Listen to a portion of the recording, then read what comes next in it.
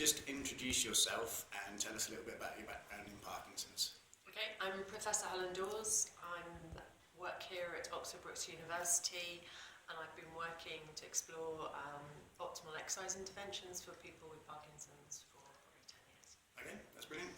Could you let us know what role you'll be taking within the In Your Ocean Row 17 Challenge?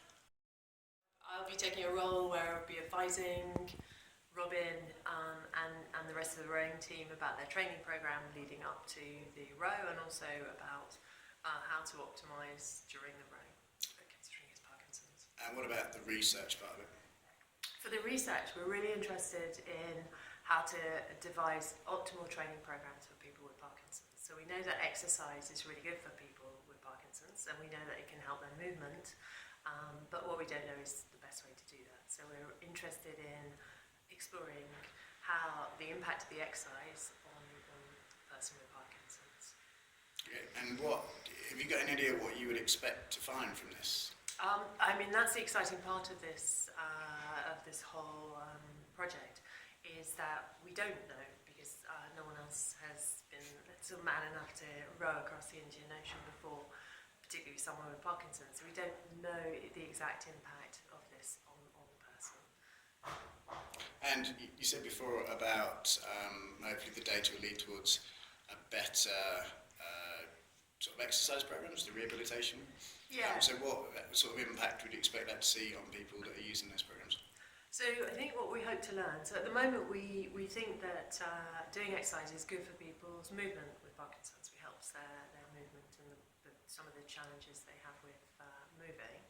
What we don't know is the impact on the fitness side of people with Parkinson's. So we're really interested in, if somebody rows for that length of time, to see how the impact changes their metabolism and their energy production. So we're going to explore that in this study.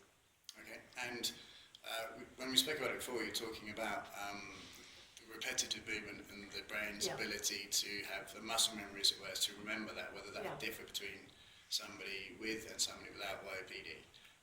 Is that something else that you'll be looking at? Because we're talking about... We'll be looking at how somebody's movement changes. So if you learn a complex movement task, you get better at doing that task. What we're not so sure about with people with Parkinson's is whether how quickly they'll learn the task, such as the rowing task on the boat, and then how that will change over the course of the 8 weeks or so. So we're going to explore that, and also look to see how automatic it is. So we'll have a look to see before they go at their movement and the movement during the rowing, and then we'll also look at the end of the row to see how that's changed. But we'll also look at their general coordination, so we'll assess their coordination and movement on other tasks before and after as well, and see if there's any transfer of the ongoing rowing. And so we spoke before about things such as, or one of the most common symptoms is problem with walking and gait. We discussed, to do with the muscle memory, whether the results we get back from this might help construct better packages, training packages, or rehabilitation through exercise by using this data. Is that? Can you just talk to us about that a little bit? Yeah. So I think we know there are certain ways of doing exercises and activities, such as walking, that can help a person with Parkinson's. What we don't know is the best amount, so how long people should do that. So in previous interventions or studies, we've looked probably at the most at an hour's walking a day, and often much less than that, and usually it's 3 times a week, which is a typical activity.